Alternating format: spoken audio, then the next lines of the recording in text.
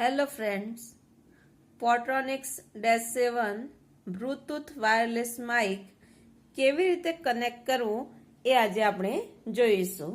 તો સૌપ્રથમ જે સી ટાઈપ રિસીવર છે તેને આપણે આપણા જે મોબાઈલ છે તેમાં જે ચાર્જિંગ કરવાનો પોઈન્ટ છે તેની અંદર નાખીશું.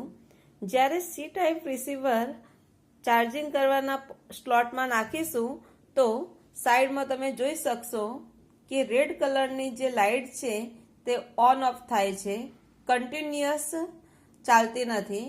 તો એમ સમજવું કે હજુ સુધી જે આ બ્લૂટૂથ છે એ કનેક્ટ નથી થયું.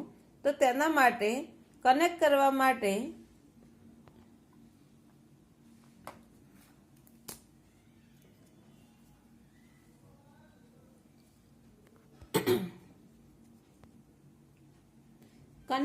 માટે જે માઇક્રોફોન ટ્રાન્સમીટર છે એટલે કે જે આપણું માઇક છે તેની અંદર નીચે અહીંયા આગળ જે સ્વિચ છે તેને આપણે દબાવીશું.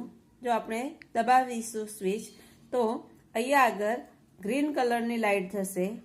હવે આપણે મોબાઈલમાં જોઈશું તો તમે જોઈ શકો છો કે જે આ લાઇટ છે રેડ કલરની તે હવે કન્ટિન્યુઅસ દેખાય છે, ઓન ઓફ થતી નથી. એટલે આપણે સમજવું કે જે બ્લૂટૂથ માઇક છે એ મોબાઈલ જોડે કનેક્ટ થઈ ગયું છે. તો એના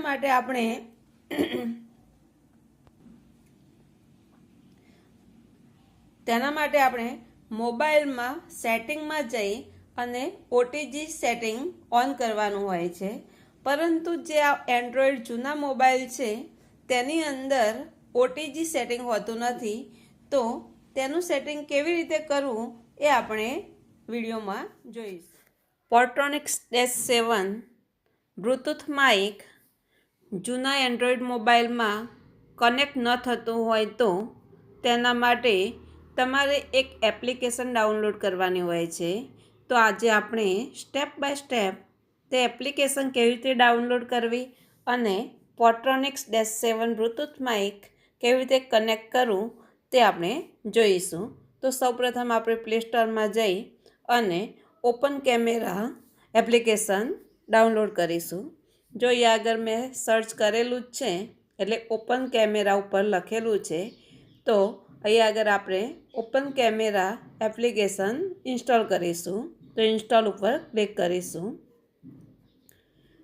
જો મિત્રો, આ વિડીયો તમારા માટે બહુ જ ઉપયોગી સાબિત થવાનો છે, કારણ કે જૂના મોબાઈલમાં પોટ્રોનિક્સ -7 બ્લૂટૂથ માઇક કનેક્ટ થતું નથી. ઓટીજી સેટિંગ કરવાનું કહેવામાં આવે છે, પરંતુ જૂના એન્ડ્રોઈડ મોબાઈલમાં સેટિંગની અંદર કોઈ ઓટીજી સેટિંગનું ઓપ્શન હોતું જ નથી. એટલા માટે તમારે કમ્પલસરી આ બ્લૂટૂથ માઇક કનેક્ટ કરવા માટે ઓપન કેમેરા ઇન્સ્ટોલ કરવું ફરજિયાત છે. તો જો આપણે ઓપન કેમેરા ઇન્સ્ટોલ કર્યું, હવે ઓપન ઉપર ક્લિક કરીશું. તો અહીંયા આગળ તમને પરમિશન માગે છે તો અલાઉ કરીશું.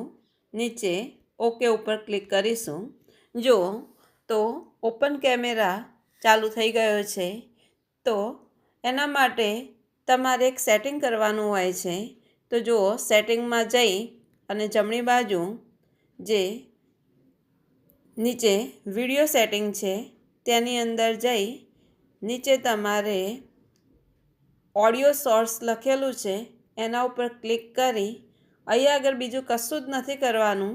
જે સેકન્ડ નંબર ઉપર છે, બીજા નંબર ઉપર એક્સટર્નલ માઇક ઇફ પ્રેઝન્ટ એના ઉપર ક્લિક કરશો એટલે તમે હવે જે પોટ્રોનિક્સ -7 બ્લૂટૂથ માઇક કનેક્ટ કરી શકશો. જો સ્ક્રીન ઉપર અહીંયા આગળ સમય બતાવે છે અને તમારા મોબાઈલમાં કેટલી મેમરી બાકી છે એ બતાવે છે. એ પણ જો તમારે દેખાય નહીં એવું કરવું હોય તો આપણે ફરીથી સેટિંગમાં જઈશું. તો અહીંયા નીચે કેમેરા પ્રિવ્યૂ લખેલું છે એના ઉપર ક્લિક કરીશું.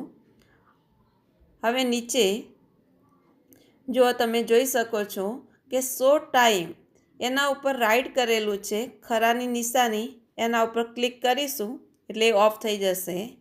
અને એના નીચે શો ફ્રી મેમરી એના ઉપર પણ આપણે ક્લિક કરીશું એટલે એ હવે આપણે સ્ક્રીન ઉપર જોવા મળશે નહીં.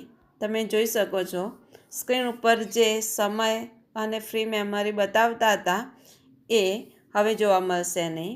ડાબી બાજુ જુઓ તમે કેમેરાને ઝૂમ કરી શકશો.